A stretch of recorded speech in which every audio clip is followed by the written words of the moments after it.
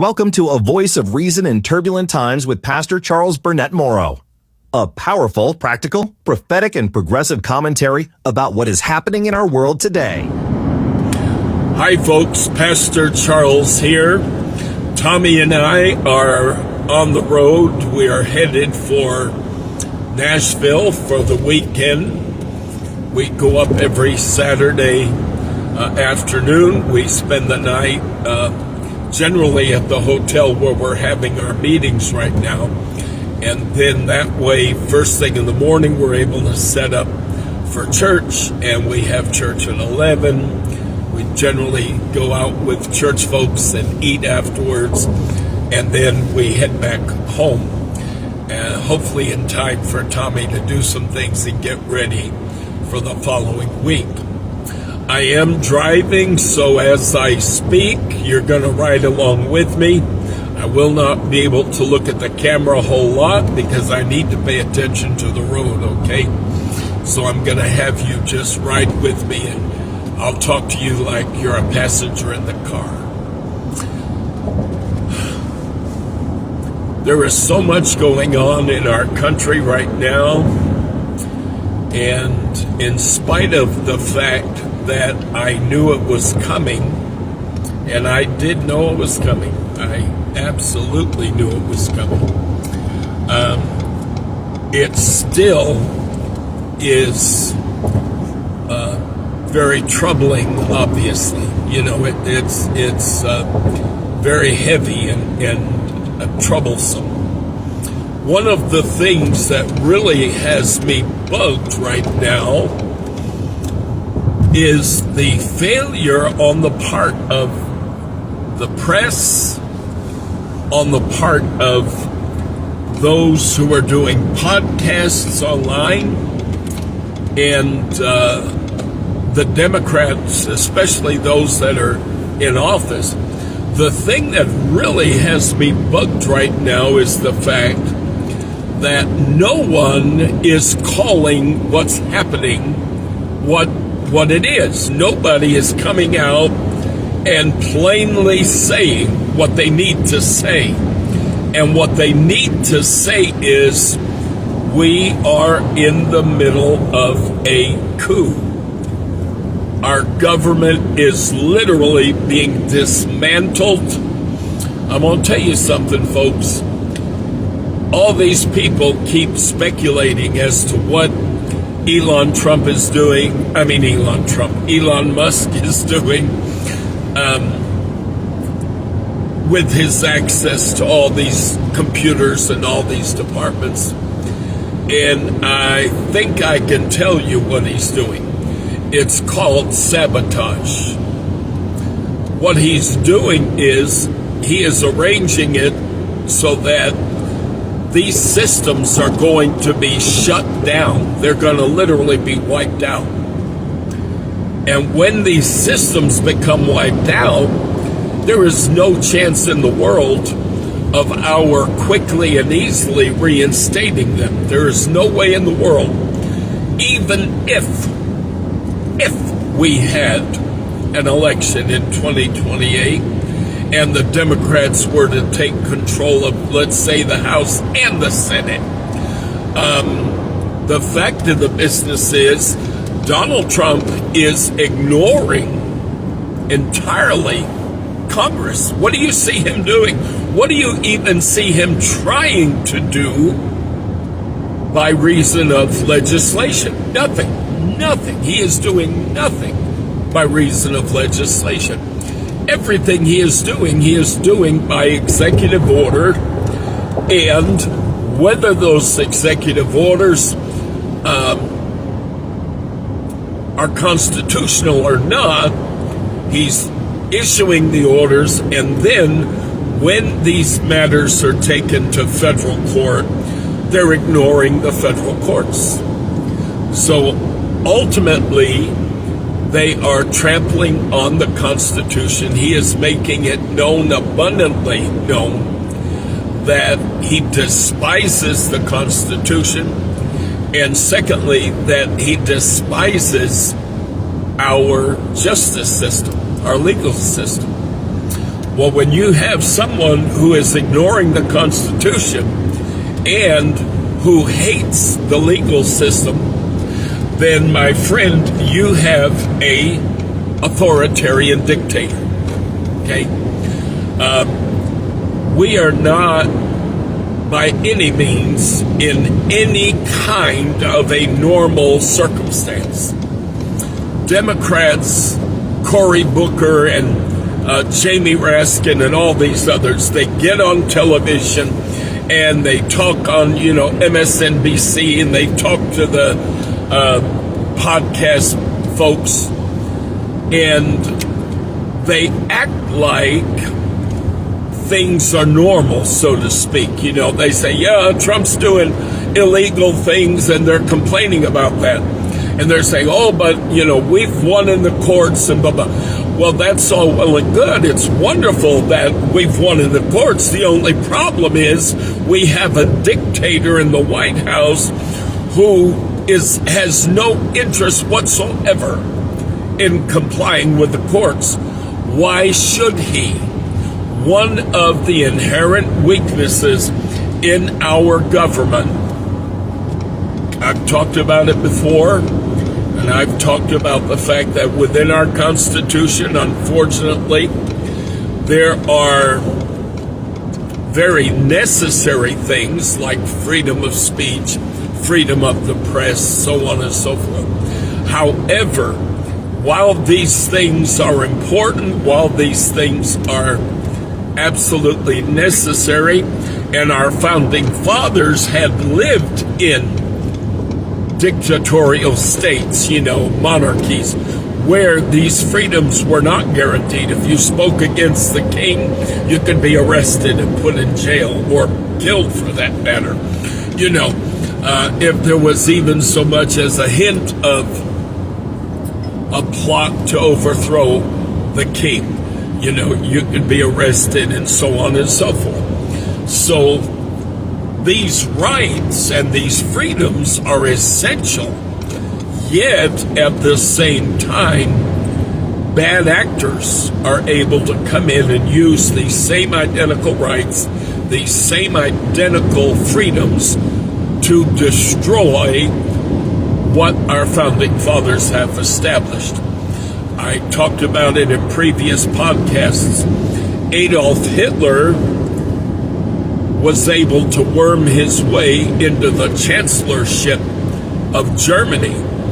Once he got into the chancellorship, he utilized all legal means. Everything he did was legal.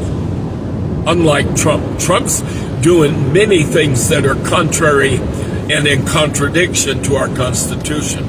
Well, the problem is Germany they didn't have our Constitution. Therefore, there were inherent weaknesses within their Constitution. There were inherent weaknesses within our Constitution that Adolf Hitler was able. There's an accident behind me. I think the young man got out. Okay, so there were inherent weaknesses within the German Constitution that are not the same as those in our Constitution. And when you get somebody evil, when you get somebody wicked, someone who is not, as I've spoken about before, who is not acting in goodwill, someone who does not respect the Constitution, who does not respect the rule of law, they can identify the weaknesses and then use those weaknesses to destroy our constitutional republic and replace it with whatever form of government they desire. And of course, virtually every constitution every democracy that has ever existed, when it came to an end, and the average lifespan of a democracy historically has been about 200 years. So we're actually a number of years over our expiration date. Every democracy in history has ended with dictatorship. That, without fail, that is the route that they have taken. That's the route that they've gone. It's never been an organized effort on the part of those in government to simply amend the current Constitution and make whatever changes are necessary, or for that matter, to simply write a new Constitution. And if everybody in Congress and everyone in leadership said we need to write a new Constitution, we need to, they could in effect do that. However, that has never been the way that any democracy in history has ever ended. Without fail, it ends with dictatorship. I think it's imperative that people understand what's happening right now. I want to tell you, this is something I've been thinking about this week. Honestly, if you are white and you're not in a mixed marriage or you're not gay, you're going to be relatively safe during this entire thing, okay? You won't be one of the groups that is targeted by these people. As I've said, if we look at history, we're able to identify, frankly, what is about to happen. And Adolf Hitler went in, he began to deregulate everything, he began to dismantle any agencies that regulated, any agencies that oversaw any aspect of German life.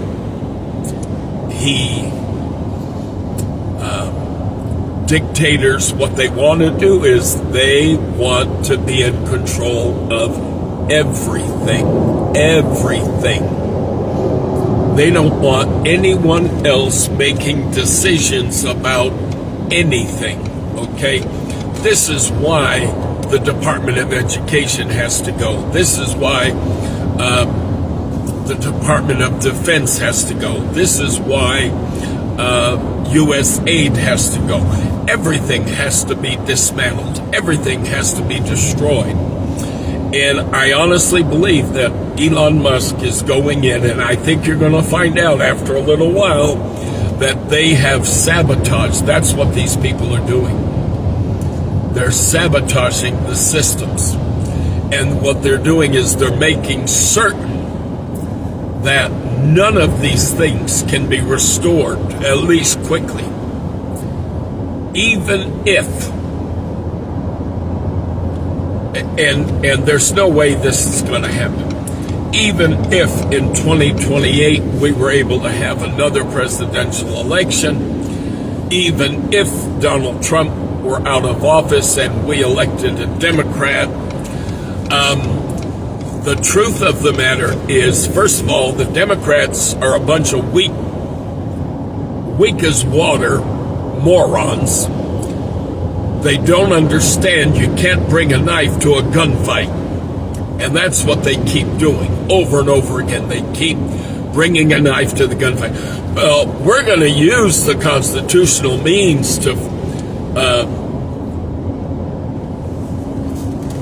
stand against Trump. We're going to use constitutional means. Well, that's all well and good. The only problem is he's not using the Constitution in the least. He doesn't respect the Constitution in the least. One of the inherent weaknesses in our Constitution is there is no way for a bad actor like Donald Trump to be disposed of except for congressional action and an impeachment followed by actual conviction resulting in the removal.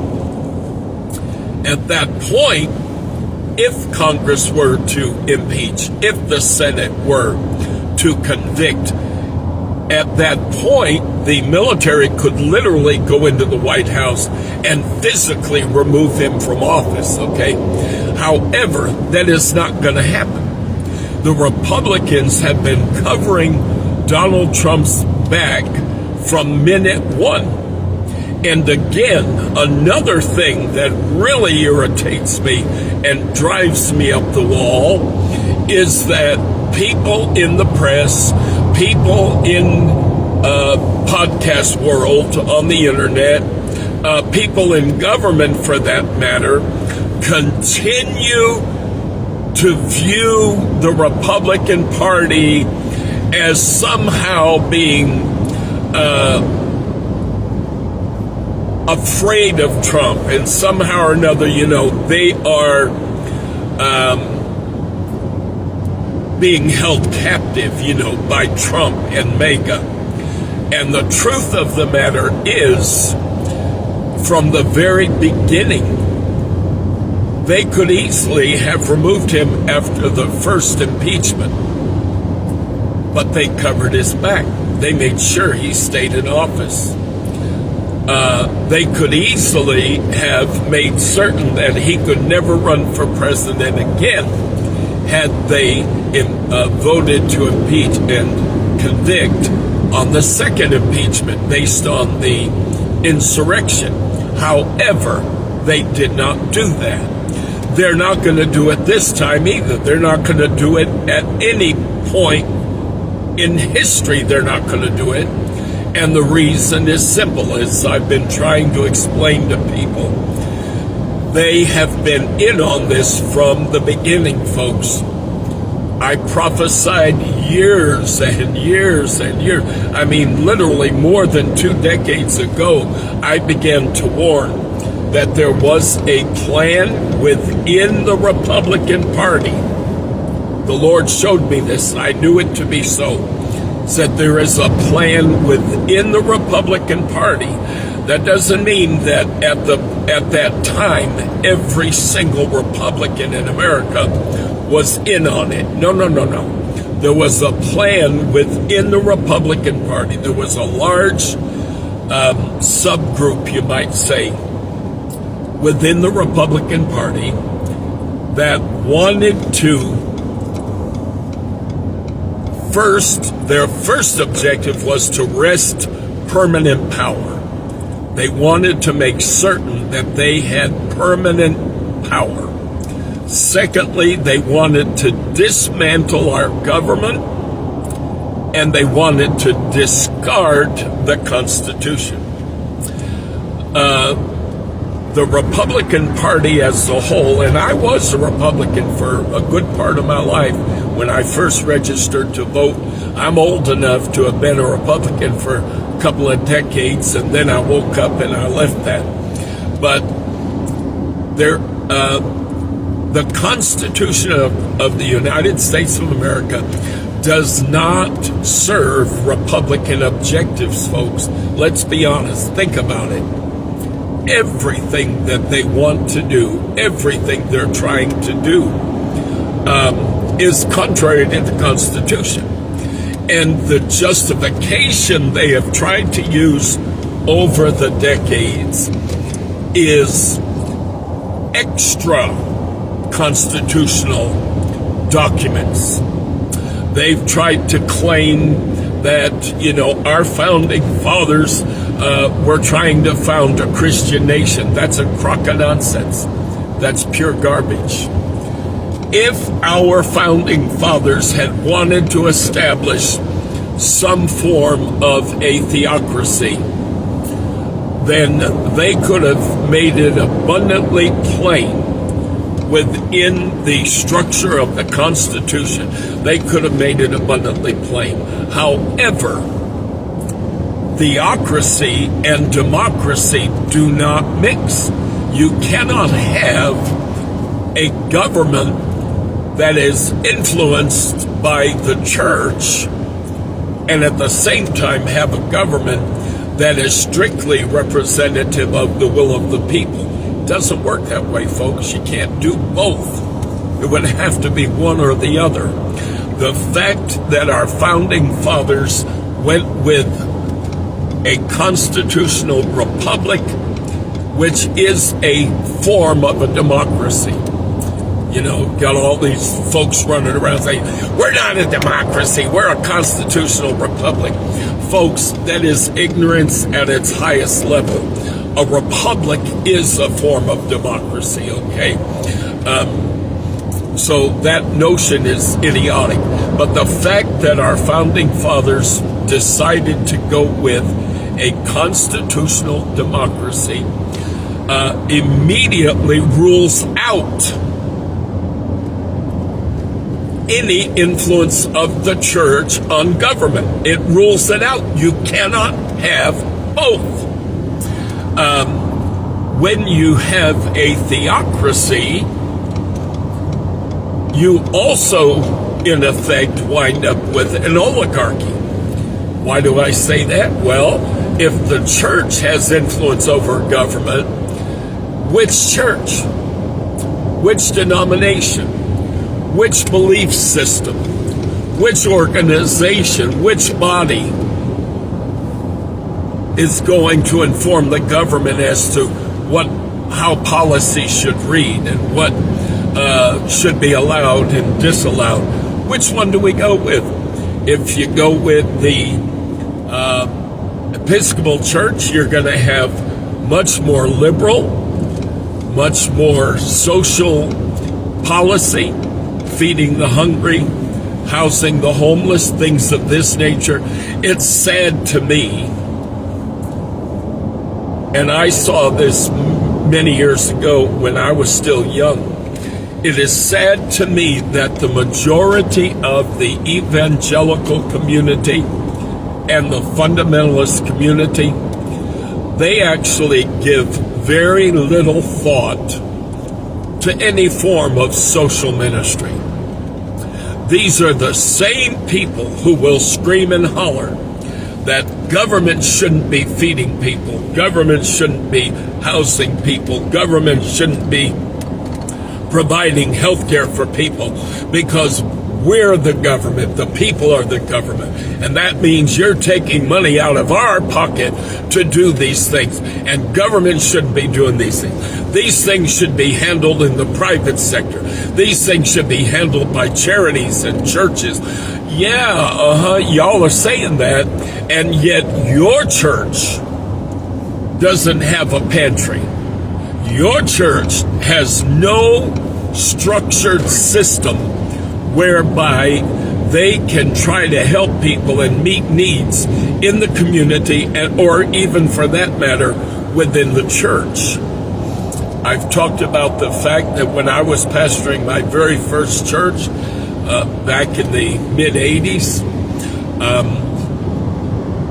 I developed a system, and everything I do on paper. I put it all on paper. And I developed a system in our church whereby members of the church could go to the man that I appointed head of this ministry. It was called Christian Assistance Ministries, CAM. And what we did is we allotted 20% of our tithe, every tithe that came in. We took 20% of that tithe and we placed it in the Christian Assistance Ministries account. We had a separate checking account for CAM.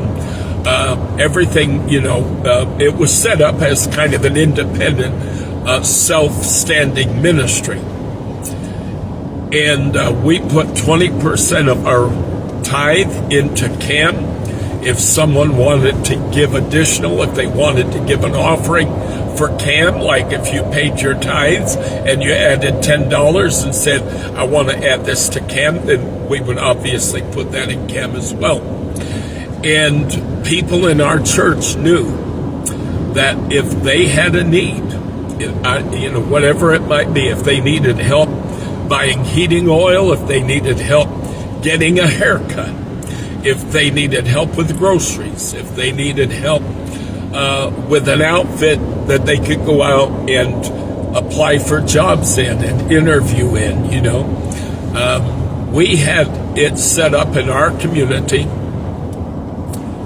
where there were a number of businesses that would accept our gift certificates. We actually had looked like a checkbook, but the checks were in fact gift certificates, and we called them gift certificates.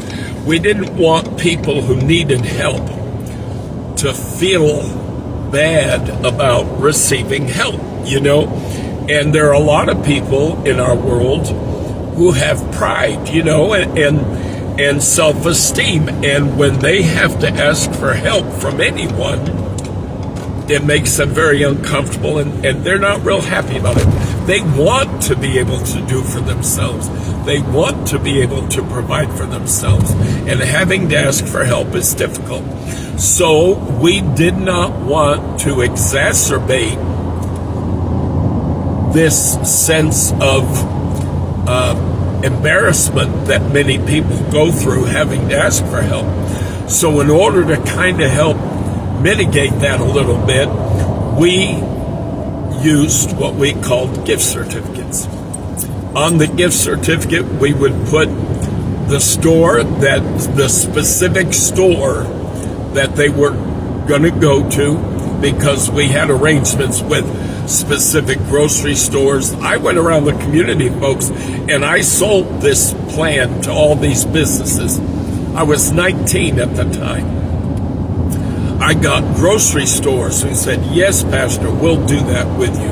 And what they did is they would accept our gift certificate, and then they would simply call us. And then Stephen, who I had appointed head over camp, could write out a check and pay the grocery store whatever amount we specifically owed them.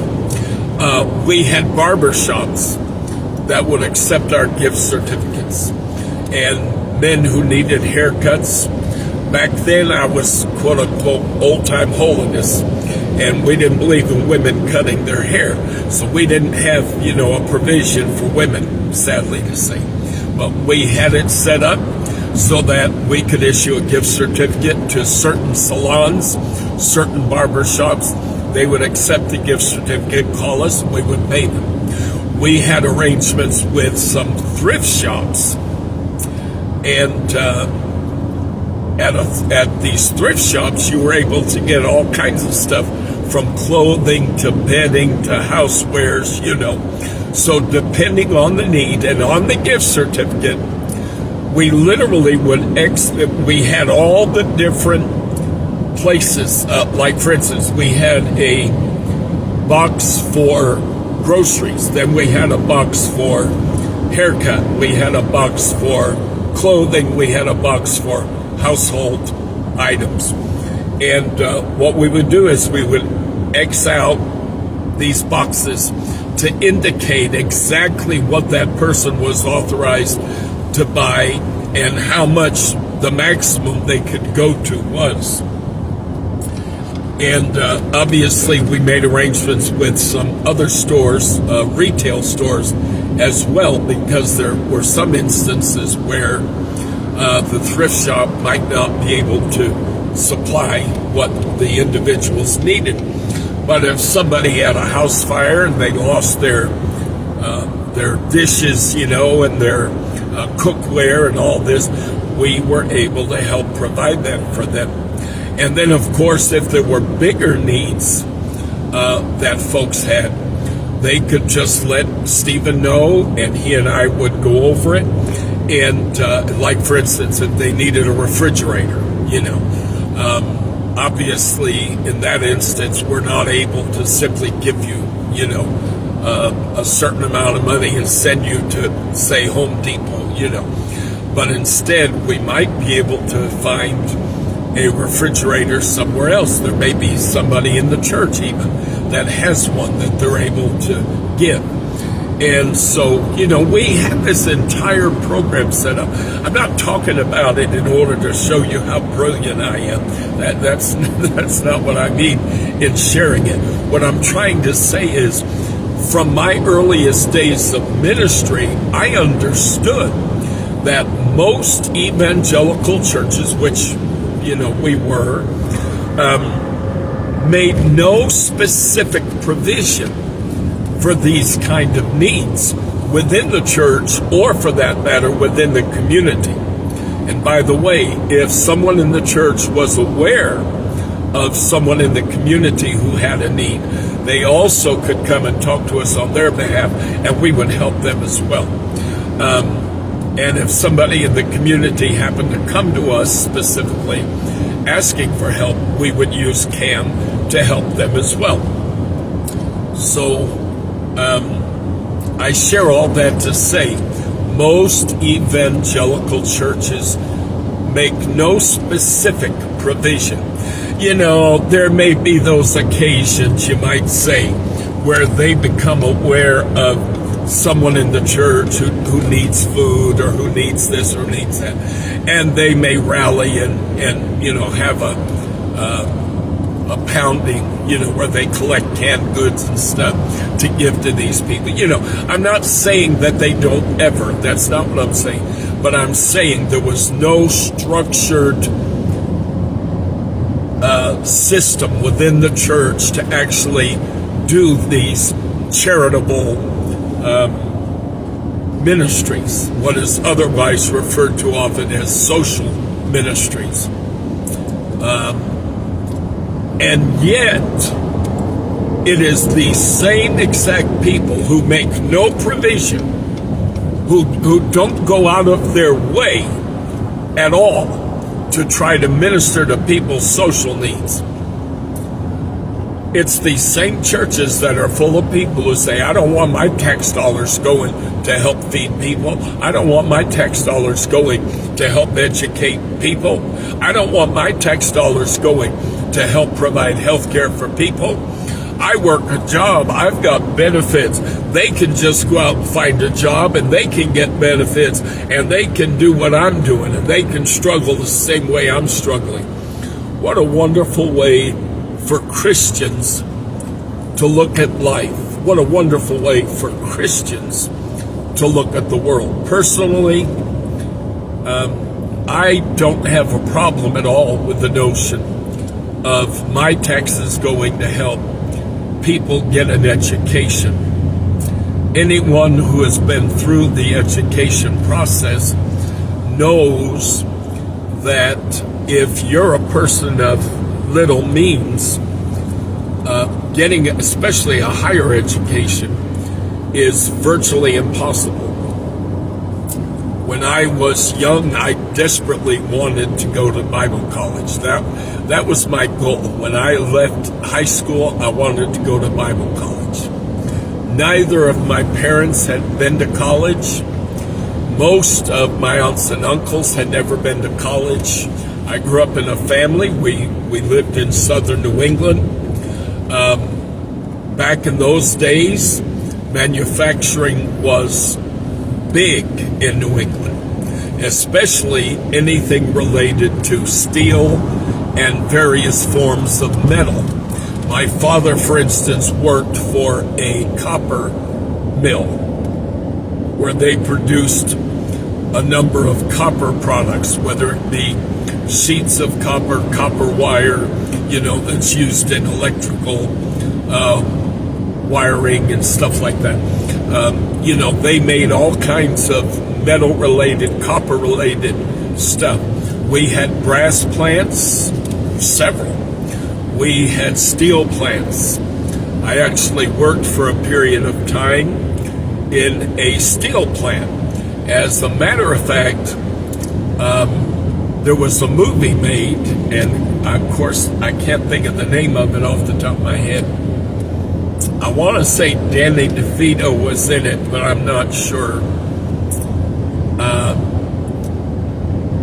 And it was about a factory that was being shut down, and the people wound up buying it. The employees got together and they bought the company. And anyway, they actually filmed that at the factory that I had worked as a security guard at in Seymour, Connecticut. So manufacturing was huge in our area. If you were an uneducated person, you didn't even have to finish high school, and you could find a job, and it would pay pretty well. Most of these factories were unionized, and so therefore you could not easily and carelessly be fired. You got good. And my father used to have, back when I was a kid, my father had some of the best benefits that anybody could have at that time. If you are familiar with, and you know, Blue Cross Blue Shield, for instance, back in my youth, Blue Cross Blue Shield was considered like the premier insurance. If your company offered Blue Cross Blue Shield, holy mackerel, you had the cream of the crop insurance. I don't recall my father ever having to pay a copay on anything. If we kids got sick, my mother took us to a doctor.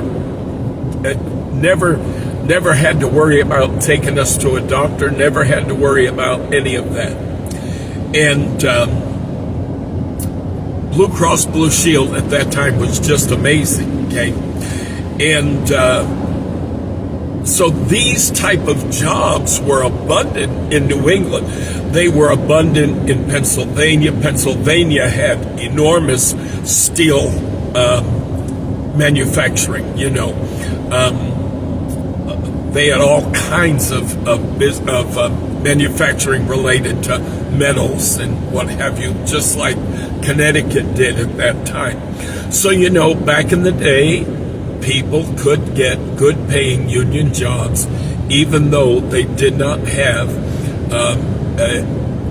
a higher education. It was not necessary. However, we have seen in our country over the last 40 years or so an evolution, and manufacturing in this country has gone down horribly. So we don't do near as much manufacturing in America as we used to do. That has a lot to do with the fact that many manufacturers now are able to go either to Mexico or overseas to China, and they're able to set up manufacturing plants and pay people peanuts. They don't have unions. They don't have to worry about the benefits. So in the long run, they can manufacture the same product, and the profit margin will be 500 times higher than it was, or I should say 500% higher, not 500 times, 500% higher than it was when they manufactured the product in the USA. So we don't have near as many jobs in the U.S. anymore that do not require a higher education. The jobs that we do have in this country that may not require higher education are generally in retail or the service industries. And those jobs pay nothing. And those jobs provide nothing in the way of benefits. So what happens is we wind up with these Republican folks saying, well, these people can go out and get a job like I did, and they can get benefits, and that's how you get health care. That's how it should be done, And they can say that all day, but they're ignoring the reality of America's current economic status. It's just not where we are right now. Most people in America are not college educated. Most. It's not like it's a small segment of the population. No, most people in America are not college educated. I wanted to go to Bible college so bad. When I was a sophomore, I believe it was, in high school, our church youth group took a trip by van down to an Assemblies of God Bible College in Valley Forge, Pennsylvania. It was called Valley Forge Christian College at that time.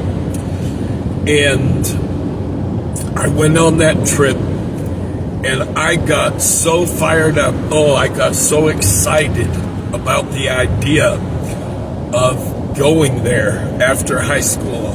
I was just convinced that was what I was going to do, and that's what I wanted to do. When I got home from that trip, I remember telling my mother about it, and I was excited. Oh, Mom, they have, every morning they have chapel and blah, blah, blah, Of course, I've learned since then that Bible college can be a whole lot different than what a lot of people think it is. But anyhow, we won't go there. But I was all fired up and I was all excited. And my father was sitting there listening to me. And when I got done, my father looked at me and said, in his classic narcissistic, I know how to pop your balloon every time, no matter what you say or what you do. And he looked at me and said, well, you better be able to pay for it, because I'm sure as hell not going to. Folks, I'm going to tell you something. When you grow up with a narcissist, as I did, and most people outside of the immediate family don't recognize a narcissist. You have to live with them to be able to really fully identify, because narcissists are fantastic actors. They can put on a show like nothing you've ever seen before. When they're around people who are not their family, who are not, related to them or what have you, they can act like somebody completely and entirely different. The only thing that my father was consistent in was tearing down his family every chance he got. Part of the reason that narcissists do this is because they are extremely guarded, and they don't want the truth about them to be exposed. They don't want their family, who obviously knows what they really are, they don't want their family exposing them and talking to people about what they are and how they are. So what they do is they literally will try to discredit and tear down everybody that has the potential of exposing them, okay? I have aunts and uncles, his brothers and sisters, who literally just think my father's an angel. They have no clue. They have no clue in the universe what that man is like in real life. They have no clue. And in recent years, it's been quite a while now, several decades. Time passes so quickly sometimes, But I came to recognize, and I was finally able to face the fact that as a child, my father had molested me. My father. I knew it. I had it in my mind. I knew it, but I couldn't quite bring myself to face it. With the help, of seeing a counselor, because for years growing up, I struggled with debilitating depression. I mean, massive depression. I struggled with that so much of my life. And, people didn't understand. People didn't understand where it was coming from. I've got this wonderful dad. I've got this wonderful mom. We live in this wonderful house. I should be the happiest kid on the planet. No, I did not have a wonderful dad. No, I did not have a wonderful mom. No, I did not live in a wonderful house. I was growing up in a hell that you can't even imagine. And for me to try to explain it to you would be a waste of time.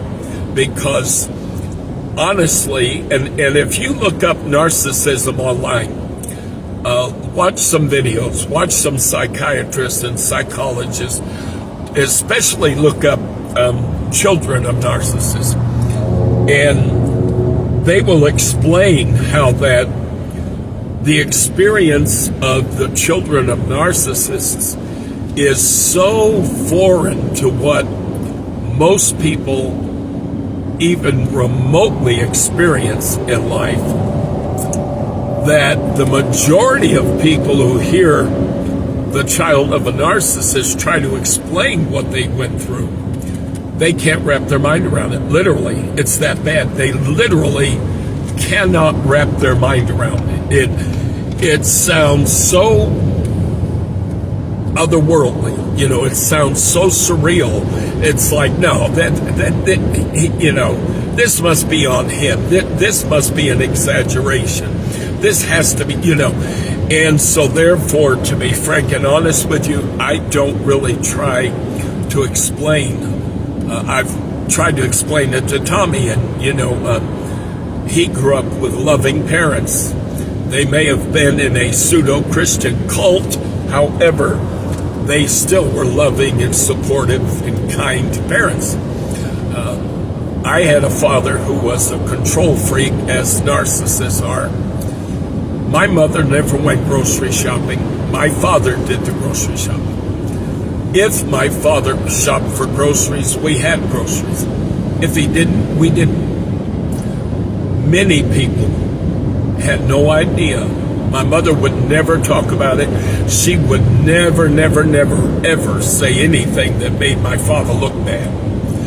And we would be, my mother and at first two boys, because Michael and I were the older two, and Dallas, my baby brother, didn't come along till I was closer to 10. So for the first several years of their marriage, my mother and Michael and I would sit at the house and literally have nothing to eat. Nothing. Not a bloody thing. And my father would he didn't think anything of doing this. He didn't. But he would buy bags of groceries, go to my aunt's house, and act like he was Santa Claus bringing this great gift. And then he would tell her, well, I bought the ingredients for macaroni and cheese, so how about you make dinner tonight and I'll stay for dinner, And he would literally do that. I found this out years later. I had no idea at the time that he was doing this. And we'd be sitting at home, and my poor mother would be searching through her purse. Literally, folks, looking under the pillows, or the cushions, I should say, on our sofas, trying to find change. She'd look at my father's dresser to see if by any chance he had left any change on his dresser, which generally he did not. And if she could pull together $1 or $2, and I see an old friend of mine is watching, Helen. Helen, you grew up in the same town I did. You knew my father. Michael and I would get on our bikes and we would ride a mile downhill, because we lived up in a mountain, or the mountains in Connecticut are not nearly as high as, say, Washington State or Oregon, or like Colorado, but they're still mountains. And we lived up in a mountain, so the road going to our house was basically uphill pretty much the entire way. The grade would lessen, and get a little higher at times, but it was uphill the entire way to the house. So Michael and I would get on our bikes. We would ride downtown to what used to be at the time Cumberland Farms. We had a little convenience store down basically at the bottom of our road. So we'd go 1 mile. Our house was 1 mile exactly from where you would turn onto the street, to our street. And we'd ride down to the little convenience store that was there, and my mother told us, because we only had so much, money, and we would buy a can of tomato soup and a package of elbow macaroni. And then we would ride our bikes uphill a mile so that my mother could boil up a pound of elbow macaroni and add a can of tomato soup. And that's what we ate. We went through this a whole lot more than anybody could ever imagine. My mother would never, as I say, she would never say anything that exposed my father in any way, shape, size, or form. To hear my mother tell it, her husband was the best husband in the world, he was the best father in the world. She constantly gaslighted us kids, constantly, and tried to tell us that our father loved us and he cared about us and blah, blah, blah. And that the things he did and the things he said, they really weren't what we thought he did and said. I mean, it was a nightmare. And so my mother never said to anybody in our church, growing up as a kid, I don't have any groceries, I don't have any way to feed my kids. That was never said anything. We just had to suffer. We just had to go hungry. That was it. That's all there was to it, because my mother was not going to expose my father. So I say all that to say this. I don't blame the church by any means for not trying to help us, because the church didn't know. And if the church doesn't know, then obviously how can they help? But by the same token, this is why I developed CAM as a young person, Christian Assistance Ministries, so that it was clear to our folks. They knew exactly who they could go to. They knew our policy. They knew that we welcomed them coming to us if they had a need, and that there should be no embarrassment, there should be no shame in having to come and ask for help. And I'm sure that my experience growing up as a kid probably informed the way I did things, because as I say, I wanted to make absolutely certain that people's needs were met. Going back to my main vein again, we've got an entire party in America that doesn't care the least about the poor, feels like if you're poor, it's because you haven't tried to take advantage of all the great possibilities, all the great opportunities that exist in our nation for anybody who wants to succeed.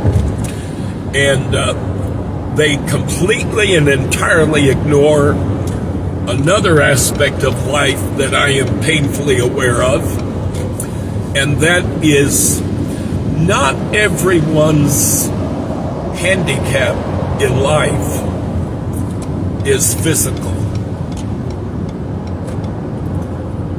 There are so many people in our nation and in the world who have been raised in dysfunctional homes.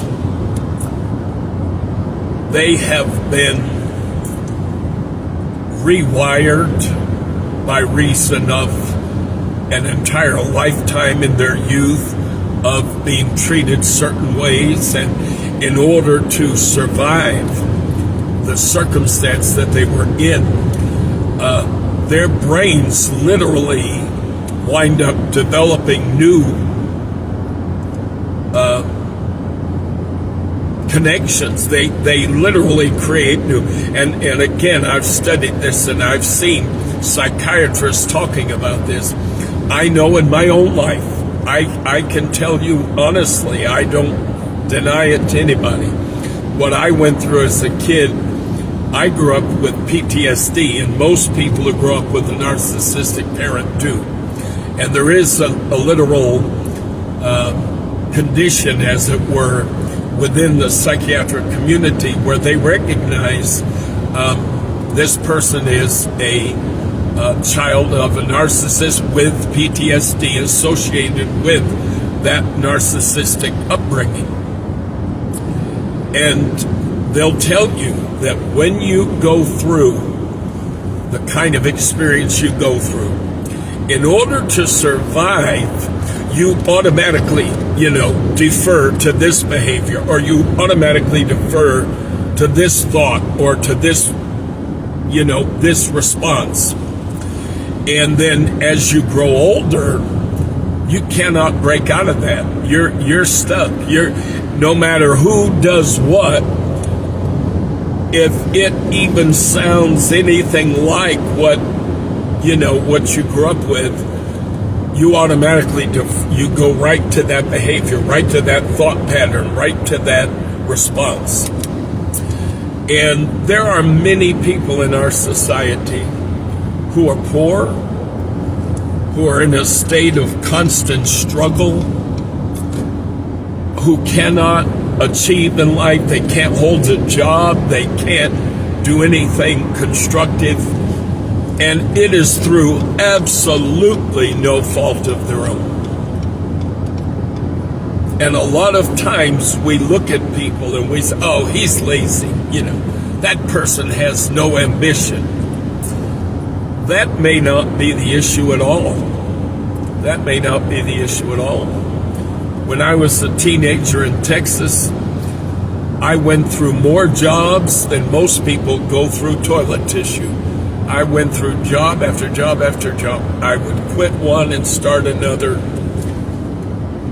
And you might say, well, that's because you were unstable. That's because you didn't know how to, No, it wasn't. No, it wasn't. Everything I ever did in my life, everything, was criticized. Everything I ever did in my life was subpar. I couldn't please my father no matter what I did.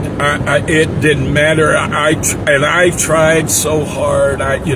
Part of it was I wanted to be a testimony and a witness to him. I wanted to see my father saved. So I would do things and try so hard. I would weed. Like one time I spent an entire day. He had a pet peeve about his flower beds around the outside of our house. And they would grow up with weeds that were 3 feet high. And the flower beds would look horrible and our house would look horrible. And he worked a lot. He was constantly working. He was always doing odd jobs or side work for people. Half the time he was sleeping with women, but that is a whole nother story. But, he was always, quote unquote, working. And so he didn't really spend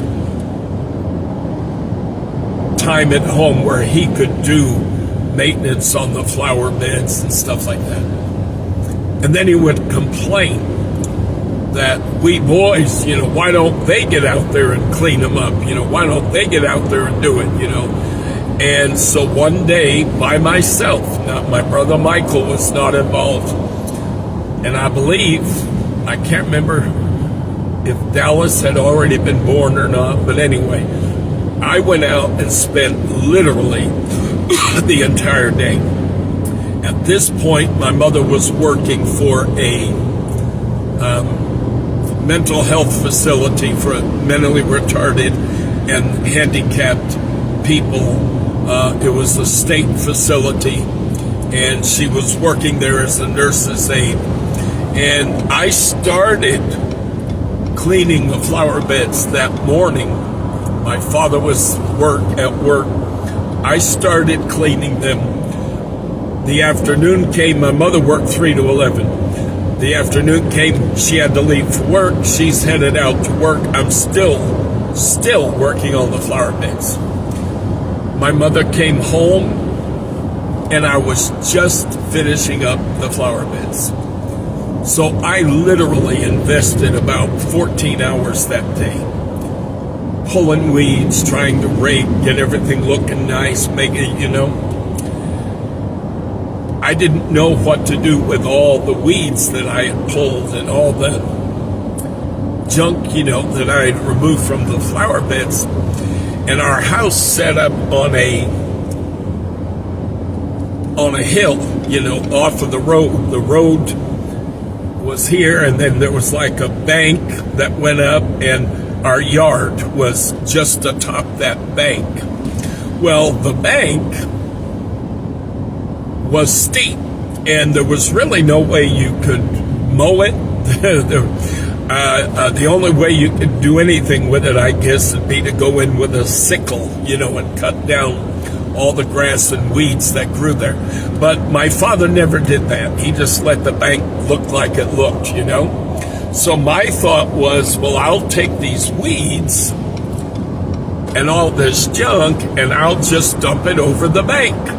And basically, it'll just be hidden by all the high grass and weeds anyway, so it won't make any difference.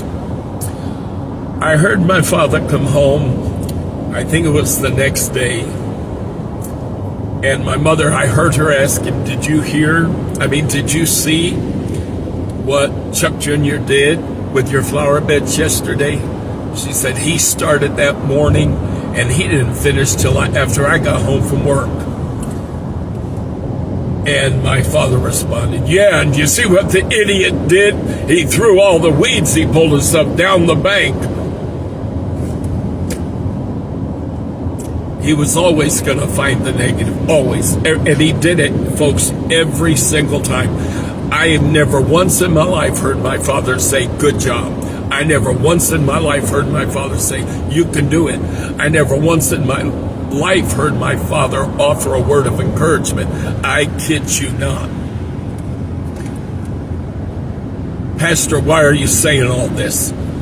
There's a reason, folks. I need people to understand. I want people to understand. I've titled my podcast, The Voice of Reason in a Turbulent Time, for a reason. I want people to use their heads. There are people in our nation, there are people in our world who have been emotionally damaged. They have been abused. They have been mistreated. They have been raised in such a way that their wiring has been altered, so to speak. And many times these people wind up becoming highly dysfunctional. They cannot function.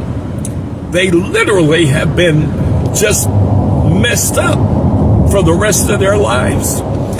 Look at what happens to young men and young women who are sexually abused as children. Look at, the lifelong repercussions of that kind of, it can ruin them so that they cannot have a healthy marriage.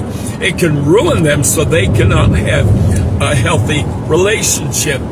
I have members of my own family that, frankly, that's exactly what they experienced. I had a cousin who was molested by a great uncle, and that poor girl, she and I were as close as brother and sister, and that poor girl, for her entire life, she died fairly recently, and she was only a few years older than me, and that poor girl could not function in a relationship.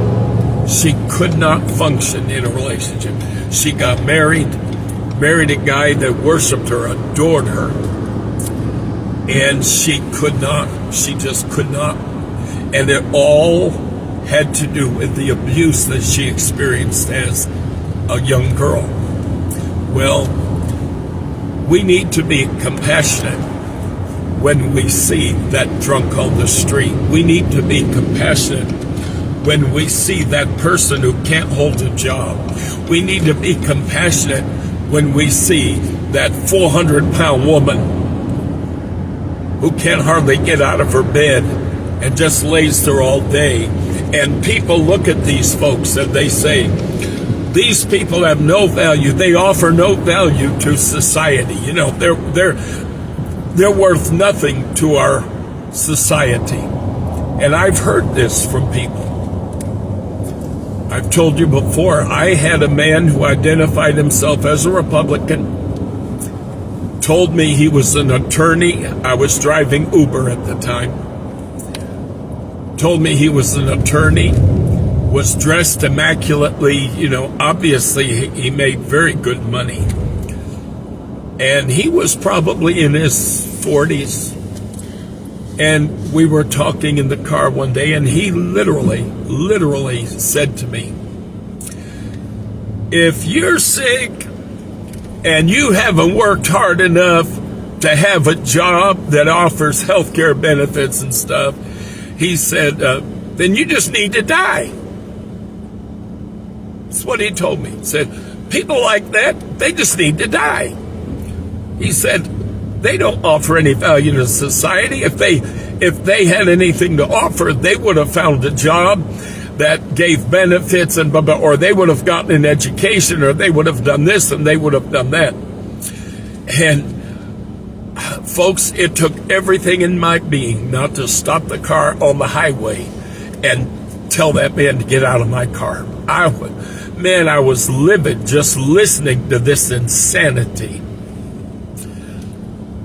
And I remember thinking to myself, this man's a Nazi. That is exactly the mindset of the Nazi Party. Their whole thought process was, anyone who does not or cannot contribute to society in some constructive way has no value, and therefore they are deserving of being terminated. And I've been trying to warn now for years, I won't say decades. I knew that we were going to have the trouble that we're having now. I knew our country was going to go through, and I still think we are very shortly going to experience a second civil war that is based on race, not based on geography. It's not going to be North versus South. It's not going to be a fight over the issue of slavery. No, this time it's going to be a race war. And we have a man in the White House who is going to rubber stamp and approve and cover for everyone who is a bad actor and who acts on behalf of eliminating the lesser races from our American population. And you may think that's far-flung, you may think that's hyperbole, you think what you want to think, you watch and see it's coming.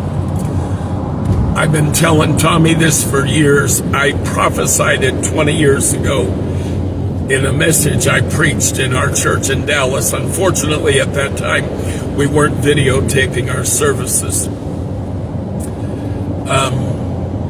I thought I had it on cassette somewhere, but so far I haven't been able to find it, or else I'd be able to, play it. People could hear it. But I said there is an element in this country. First of all, there is a plan within the Republican Party to discard the Constitution, to dismantle our present government, and to replace it with a new form of government. I've talked about it in previous podcasts.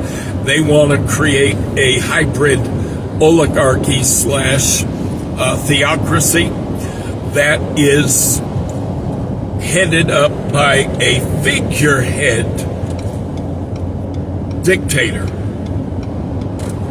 And you may not realize how much Donald Trump is a figurehead dictator. In his first term, all Mitch McConnell had to do was put something in front of him and say, sign it, and he'd sign it. Trump doesn't know the first thing in the world about governance. He doesn't know the first thing in the world about the Constitution. He doesn't know the first thing in the world about economics. He doesn't understand the first thing in the world about society.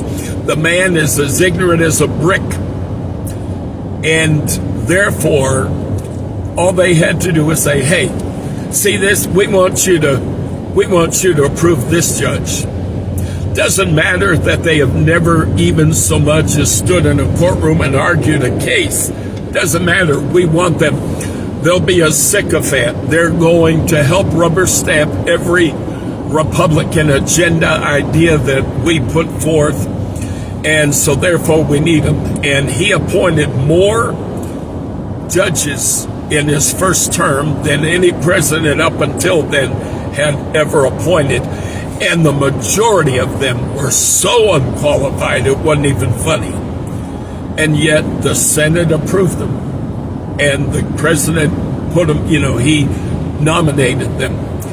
And people don't realize, they still want to believe that the Republican Party is somehow, being held captive and they're afraid of Trump. No, they're not, folks. My God, no, they're not.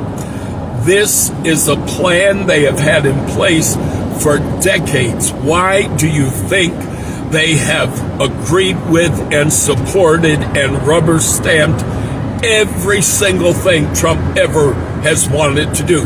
Why do you think they have not tried to stand in opposition to anything? Right now, he has appointed a man to a fictitious position as part of a government organization that does not exist. Doge does not exist, folks. Somebody needs to wake up and smell the coffee and realize what's going on in this country. Doge does not exist. In order for a cabinet level position of that nature to exist, it has to be approved by Congress. Now, Trump, if he had any interest in the universe, in following the Constitution, which he does not. He has no use for the Constitution. The Republicans have no use for the Constitution. If he had wanted to follow the Constitution, he could easily have gone to Congress on his first day and said, listen, guys, I want to create a Department of Government Efficiency, and I want a cabinet level position, blah, blah, blah, blah. And I'm going to tell you right now, they control the Senate, they control the House, and most Democrats wouldn't have seen that as being some big evil thing, okay?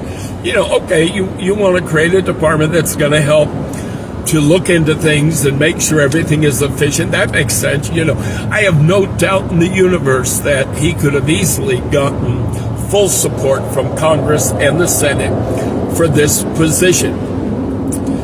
Then Congress has to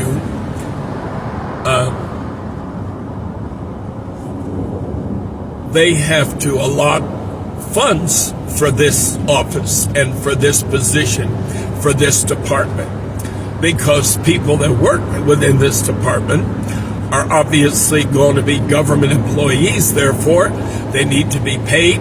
And they allot, a budget for this department. None of this has gone on. None of this.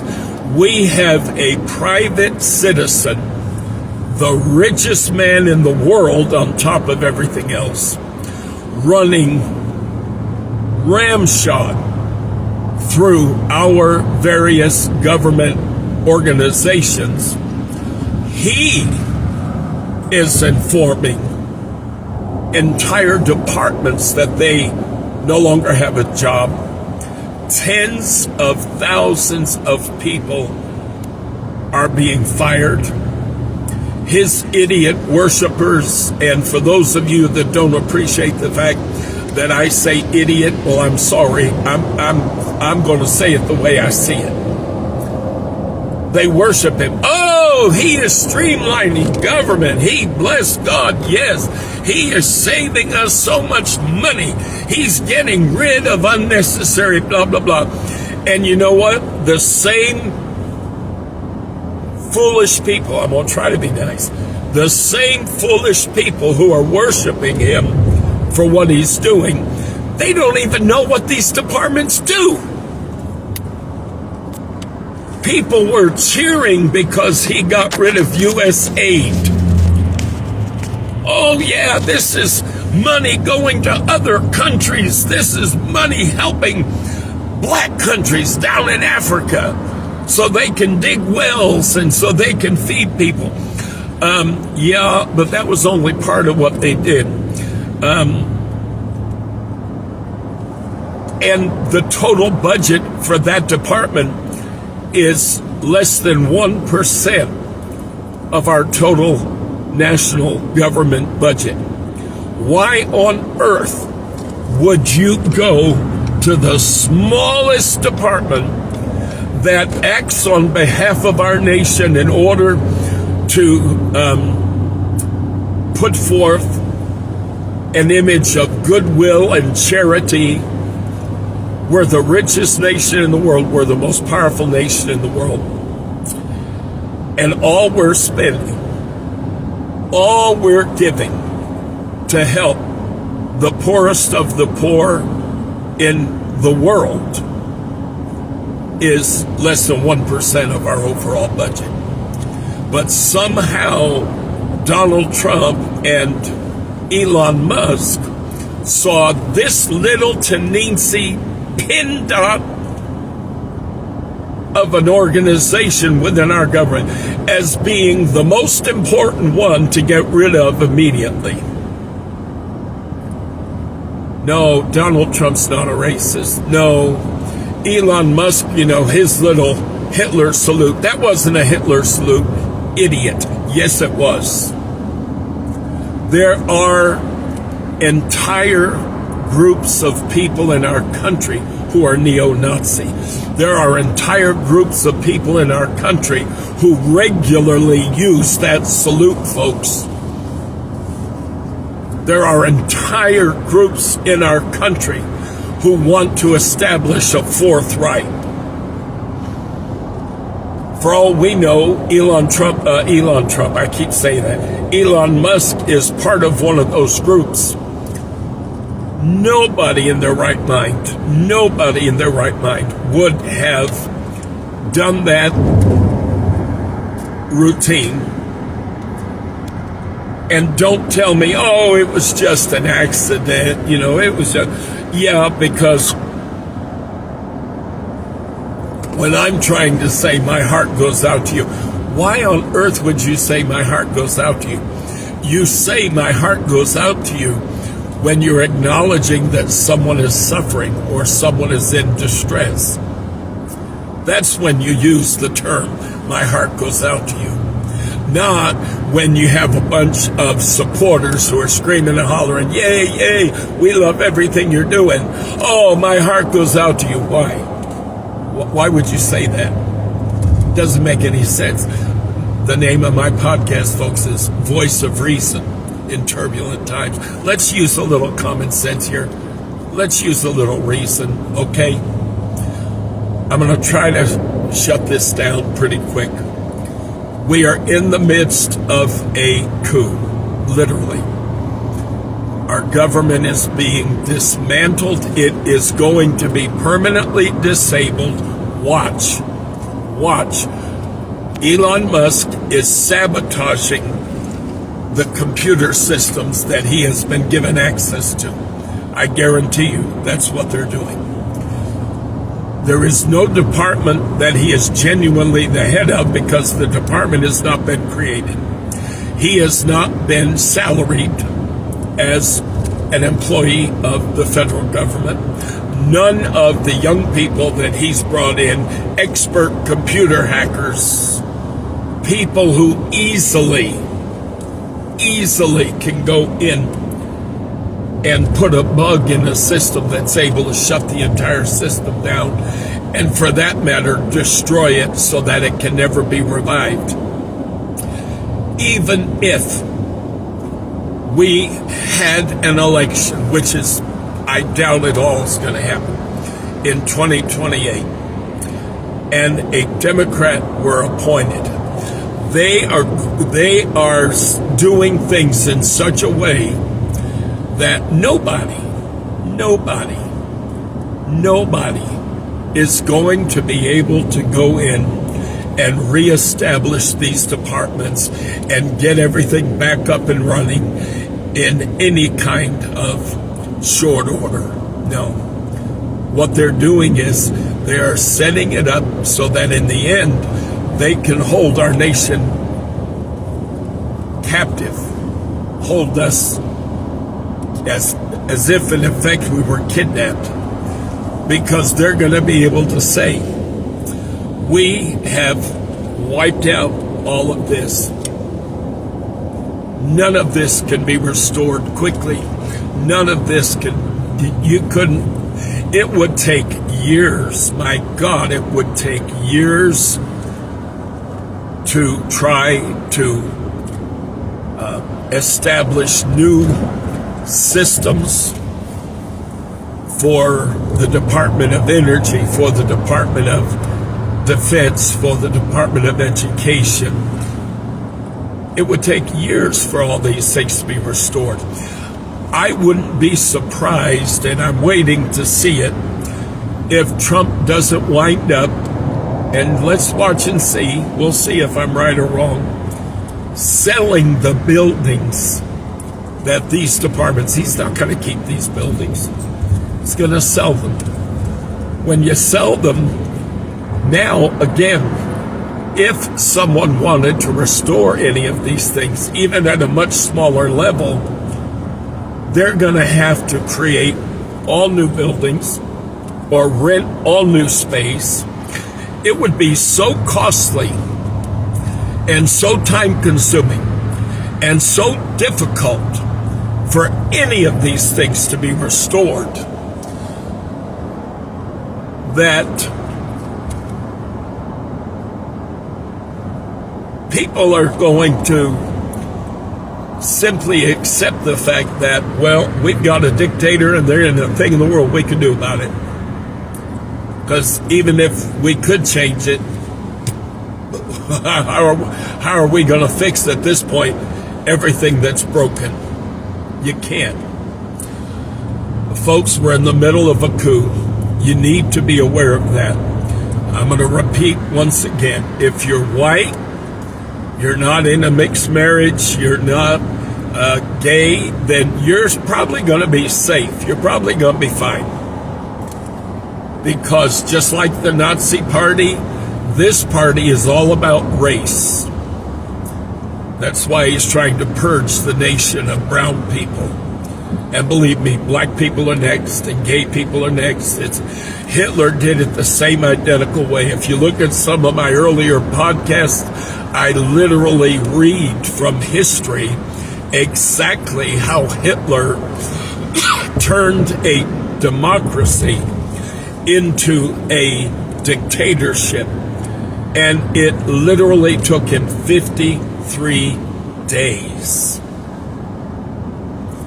He did not declare himself to be Führer immediately. He actually he had it all done, everything that needed to be done for him to do this. Everything was done in 53 days. However, he waited a little while, and when the President Hindenburg died, that is when he declared himself to be Führer. So you need to understand, I've talked about inherent weaknesses within our Constitution. Do me a favor, put in your phone the hotel, because I need the GPS. I just want to make sure. Sorry about that. If you look at what Hitler did, literally, Donald Trump from day one, from his first term, replacing the judges, appointing all the sycophant judges, that's exactly what Hitler did.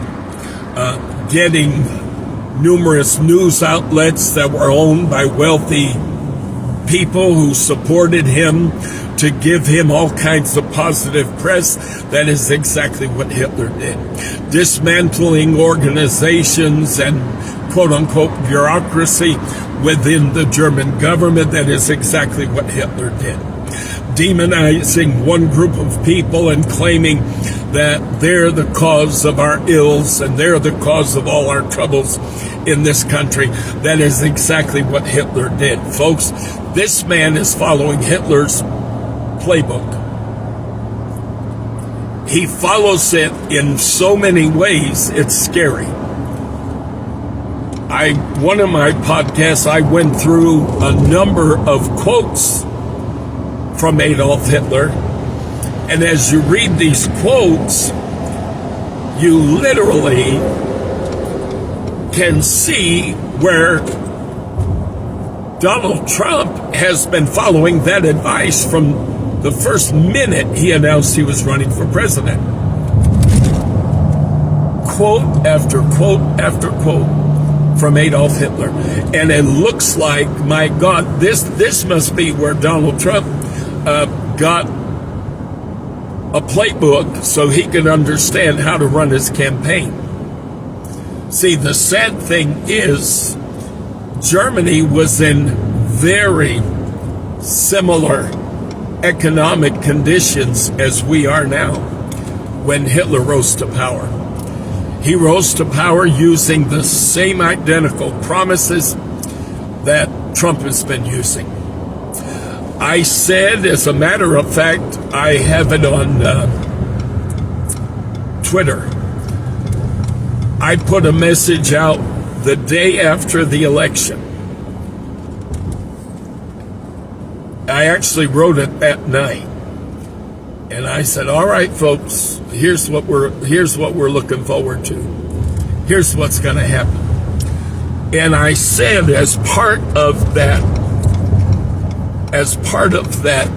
post, I said, do not be surprised when Trump starts talking about taking over Canada and or Mexico. And I went even further than that, and I guarantee you, watch, it's going to happen. I went even further. I said, for that matter, they will use the argument that America would be much safer if we did not have the Mexico-U.S. border, and if we did not have the Canada-U.S. border. If the United States of America occupied the entirety of the North American continent, we would be so much more able to guard our border, because look at the border between North America and South America. It's a very small area. It'd be extremely easy to establish security at that border. Basically, it's the southern border of Mexico. They're going to claim that it would be to our advantage in terms of security. They're going to claim it would be to our advantage in terms of resources. Already, I was shocked at how quickly Donald Trump started talking about Canada.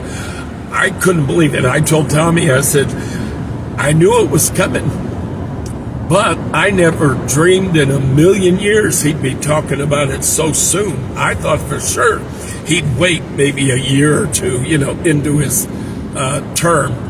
I thought he'd wait a while. No. That man no sooner got sworn in than all of a sudden he's talking about conquest. He's talking about adding territory to our country. Folks, that is exactly what Adolf Hitler did. Talking about buying Greenland. People need to wake up. And those of you that are Christians, you especially need to wake up. Because we tend to think a lot of times no one would ever allow another Hitler. No one would ever allow another Adolf Hitler. That no country could be stupid enough. No people could be foolish enough to allow for another Hitler. Well, we found out real quick that isn't so.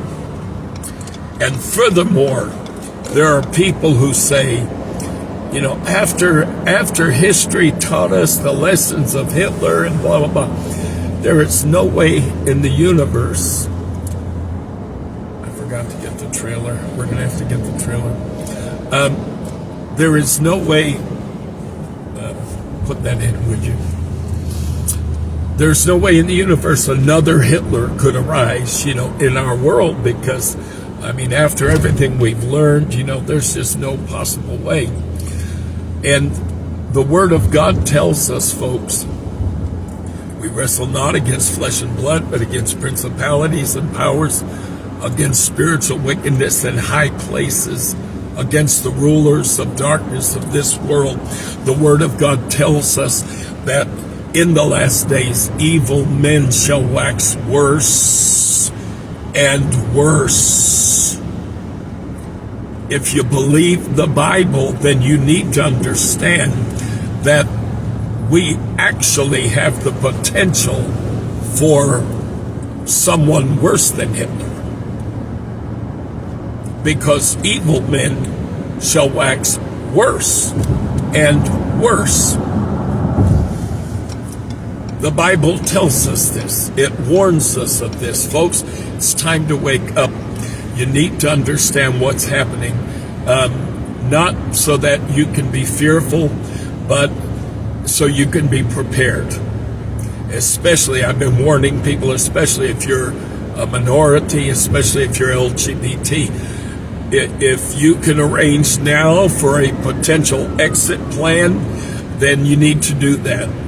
That doesn't mean, I'm not saying you necessarily have to rush out of the country today or tomorrow. But what I am saying is there may come a time when it becomes abundantly obvious that you need to get out of Dodge. And if that be the case, you don't want to wait till then to have to look into what do I need to do to go to Canada, ask for asylum, or what do I need to do to go to, you know, wherever. I actually have family members who are literally looking into, and straight family members for that matter, who are looking into going to, I think one of them was talking about Costa Rica. And I've heard people talk about everything from Mexico to Brazil. And there are South American countries that are pretty stable, and that would be a good potential, place for folks to seek refuge. But I'm not at all trying to make people scared. I'm not trying to encourage you to be terrified, but I am trying to encourage you to be prepared. Just do a little research, get online, see what you would have to do, because there are specific rules, just like in any country, there are specific rules. For instance, if you were to go to Canada, you cannot load up a U-Haul with all of your belongings and drive over the Canadian border and ask for, refugee status. You can't do it. They have specific rules. You literally have to go in basically empty-handed. They don't want you carrying anything in. If you're going to ask for asylum, if you're going to ask, to be designated a political refugee, you have to fly in, literally, you have to, by plane, you have to fly in. When you get off the plane, then you're literally able to ask one of the agents, tell them, I want to apply for asylum. I am a political refugee. Okay, that's just one little hint for you. So you need to look into, if you're thinking about some other country, you need to look into now the rules so that you can know exactly what you're going to need to do. If you do not have a U.S. passport, you need to get one and get it fast, as quickly as you possibly can. Take a day off from work if you have to. I'm not joking, folks. Y'all can, listen, I've been in this for too many years to worry about what people think of me. I'm not joking. This situation is beyond dire. It is way past dire. We are in a desperate situation, and things are going to get worse by the day. And on top of everything else, everything that Donald Trump is doing in the name of quote-unquote efficiency, he's not doing it to pay down our debt. Donald Trump, honey, that man, all he knows how to do is create debt. He doesn't know how to pay down debt. Donald Trump has never in his life had a reputation for paying down debt. No. He ran his casino in New Jersey into almost $2 billion worth of debt, and then proceeded to declare bankruptcy. That's what Donald Trump does. He's not interested in paying down the debt. What he is interested in doing, my friend, he is interested in quote-unquote saving all this money so that in the end he can line his own pockets with it. Your tax dollars, just like the former dictator in the Philippines, Marcos, just like Castro, just like Putin, every one of these people, every dictator in history has wound up lining their pockets with the people's money, sending their people off to unnecessary and obscene wars. That's coming, folks. If you've got young people, if you've got kids that are high school age, just about to graduate from high school, there is a reason why the Word of God says in the last days, woe unto them that give suck in those days, meaning those that have infants. Said that it is going to be a time that is so difficult that people with children, people who are trying to care for families, God help them. God help them. And I'm telling you, this man is going to wind up. I had a dream a couple weeks ago. I'm trying to finish up. Once I get on a roll, I tend to just keep rolling. I had a dream, well, actually, it's been, a couple months ago, I guess now, where, I see, look at this nut, my heavens. Don't you love when people are turning a right turn and they come to a stop and then they go half a mile an hour making the turn? That's why I just head back there. I had a dream a little while ago, and in that dream, I saw Donald Trump. He was actually making a speech in front of a whole bunch of people.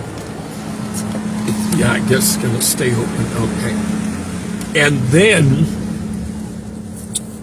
I was on a beach, and it was beautiful. The water was coming in. It was a lovely scene.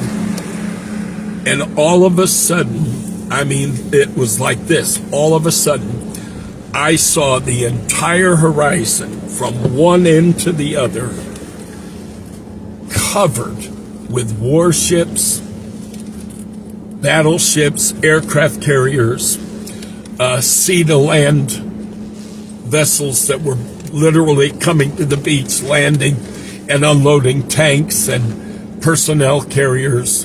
In other words, I saw our shore being invaded. And what the Lord said to me was, he said, Donald Trump is alienating the United States from not only so-called enemies, but also from allies. He said, this man is so foolish, he thinks that it's a good policy for the United States of America to stand alone in the world. We don't need anybody. Adolf Hitler said, any alliance that is not for the purpose of war is stupid.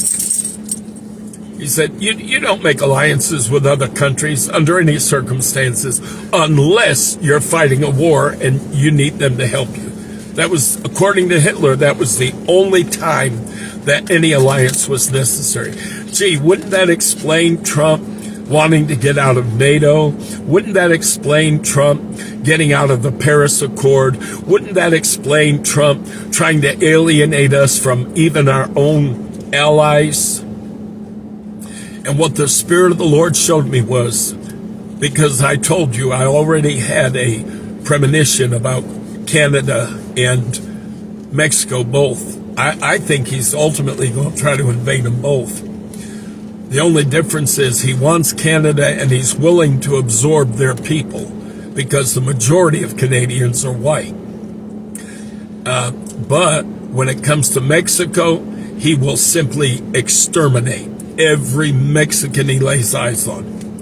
And it would just be a matter of, we need the land. We need the land. We need the resources. He's not going to give a fly about the people whatsoever. And you say, oh, Pastor, that's so insane. That's so far-fetched. Why, who on earth could be so evil as to do that? What do you need? What? Oh, yeah, back. All right, I'm sorry. I'm backing up now to hook up my trailer. We have to pick up a trailer every weekend that has all our church stuff in it. And then we carry it to the hotel and we unhook it so I can use my truck to go eat and things like that. And it has all our church supplies and everything. So, we have to take everything out on Sunday morning, set it up. Then after the service, we have to break it down again. Anyway, folks, listen, you need to start using reason. You need to start using logic. You need to start looking at things realistically. Who on earth can literally walk into department after department after department and tell thousands of people, you have no more job, you're fired, you're done? And on top of that, in order to justify all these firings, he does what my father used to do. He demonizes everybody.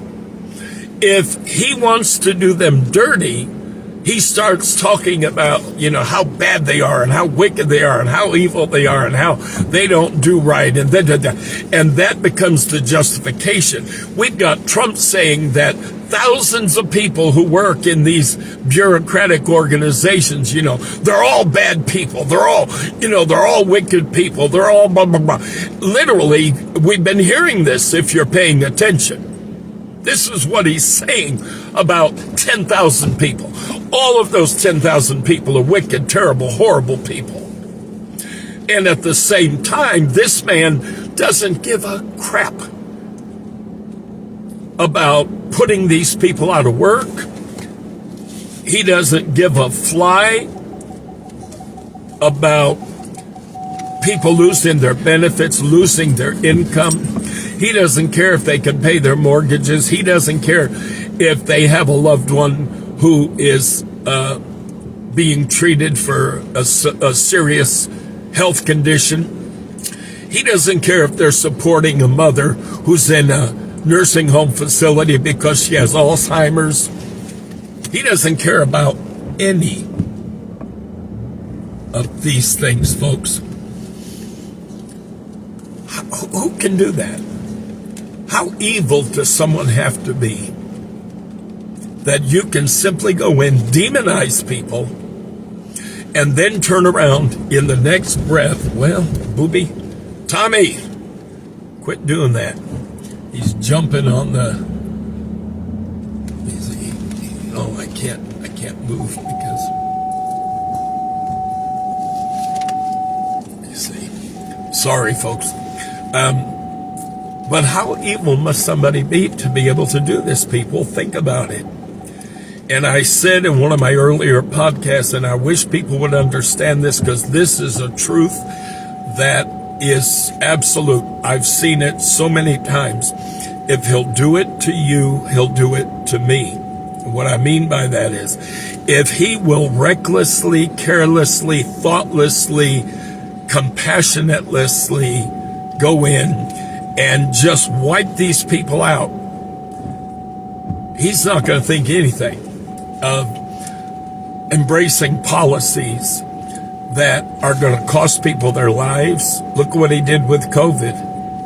Look at the game he played with COVID. That was legal genocide. And by the way, I said, before Trump went into office the first time, I said, watch, they are going to embrace policies at every opportunity that is going to amount to legal genocide, meaning thousands of people will die, but they'll be able to claim, well, it was just in response to policy.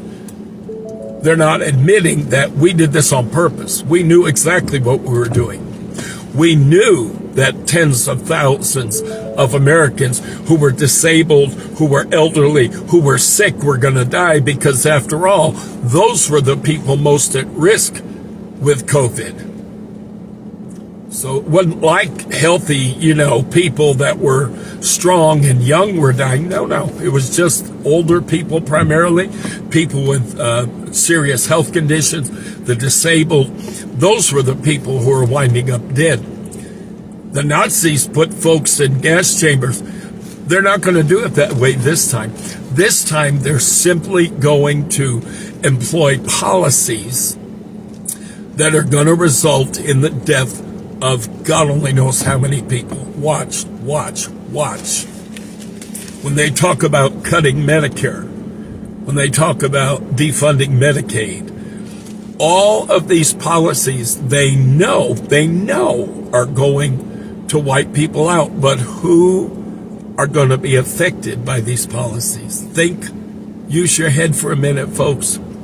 The elderly, the disabled, the sick. Those are the very people that the Nazi Party had no use for. Those are the very people that the new Nazi Party has no use for.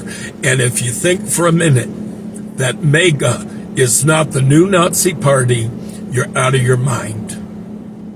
If you notice, listen to Donald Trump talk. He always talks in terms of MAGA. He doesn't talk about Republican. He doesn't talk about being a Republican. No, he doesn't say, oh, well, that person's a Republican and they're real supportive. No. I heard him the other day. I forget who he was talking about, but he said, she's MAGA and blah, blah, blah. And you listen to him. He constantly refers to MAGA as though MAGA is the party. That's not the party.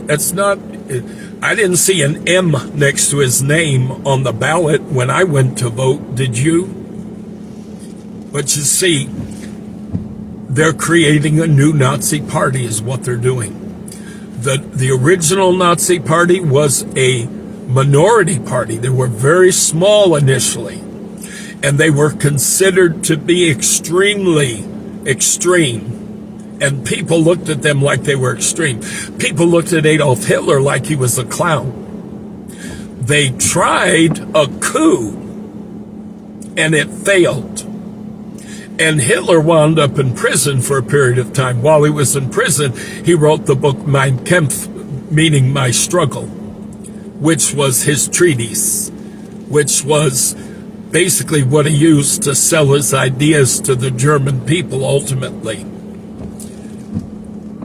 And then, when he got out of prison, Hitler said, it is a recorded historical quote. He said, if you don't like the rules, use every legal means you can to get into a position of power and then change them. That's what he did. That's exactly what he did. He didn't like the whole democracy that Germany had. So what he did is he through the course of years, patiently worked his way through the system. And then finally he was able to get some oligarchs in Germany, because, by the way, another little trick he did was surround himself with oligarchs. He surrounded himself with ultra-wealthy people, promising them very lucrative contracts with the government if they would support him. And these people pressured the president, von Hindenburg, to appoint him chancellor. He did not want to do it, and he resisted it for a very long time. He knew Hitler was dangerous. He knew it. But all these oligarchs, all these people, hold on one second. What? I need some help. What's wrong? The locks are jammed. I can't get them off. Oh, hold on. Okay. I probably need to. No, don't move. I think that's what caused the problem. I just backed up a little. That's not the problem. Try it. I just watched the tire move. Try it. Sorry, folks. Anyway, I'm going to have to finish up. I've been talking for 2 hours. I'm sorry. I'm trying to tell you, folks, that what's happening is by no means unplanned. What is happening is by no means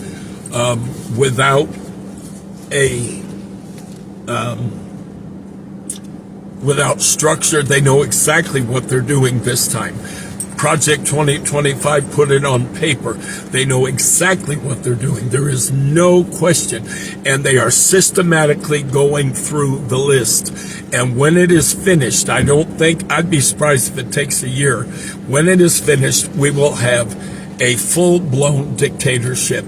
And just like Trump issued a memorandum recently telling employees at the White House that the word felon was not to cross their lips, that they could no longer use the word felon anywhere in the White House or on the White House ground. Can you imagine a president of the United States telling people what vocabulary they can use, what words they can use? People, this man is so dangerous, it's not even funny. And I started, before Tommy distracted me and I got lost, I started telling you about this dream where the country was being invaded and there were thousands, I mean, my God, it was amazing. Thousands of ships and helicopters coming in, aircraft coming in. I saw all this stuff coming to our shore, and I'm like, Lord, what on earth is going on? And the Lord spoke to me and he said, Donald Trump thinks that America is so powerful that it can stand alone. We don't need anybody. We've got nuclear capability. Man, we can threaten because he's a bully. He knows how to bully. Says we've got nuclear weapons. We can bully anybody. You know, we can tell them what we want them to do, and they're going to do it because, bless God, if they don't, I have the ability to nuke them. And you watch, he's going to use that justification when he goes into Canada, because he will militarily go into Canada. Watch. And he'll use that we can go in and quickly do this. We can go in and easily. You realize the population of Canada is 10% of the population of the United States of America. You realize the military in Canada is nowhere near capable, just like Ukraine and Russia. There's no way they could resist us alone. But what the Lord showed me was, when I saw all this happening, he said, Trump's talking about pulling out of NATO, but if and when he tries to go into Canada, he's going to literally be fighting World War III. This man is literally going to start World War III, because we will then be opposed by the entirety of NATO. All the NATO countries will come to Canada's defense. And for the first time in history, America will have a war on our own soil, a world war that reaches our own soil. 2 of the NATO countries have their own nuclear capabilities, folks. We're not the only country in the world that has nuclear, and Russia's not the only other country, and South Korea is not the only other country that has nuclear capabilities. And if you think some of those countries wouldn't be happy to jump on the bandwagon to help wipe out the United States, which they have hated for decades, for generations, if you think some of our greatest enemies wouldn't be happy to ally themselves all of a sudden with the NATO nations because they hate America. You know the old saying, your enemy, your enemy is my friend. You know, if they share enemies with us, then they're going to be more than happy to help fight on behalf. Okay.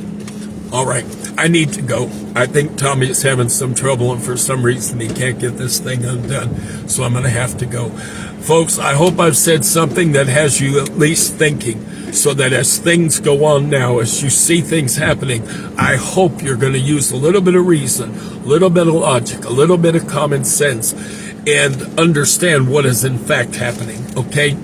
That is my purpose, that is my goal, to try to bring some sort of a voice of reason in these turbulent times.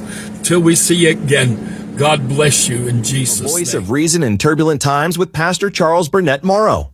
Speaking truth at a time when truth is in short supply. We really need your help.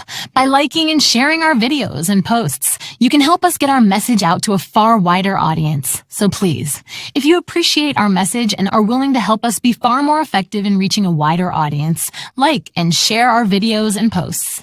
Thank you for your assistance.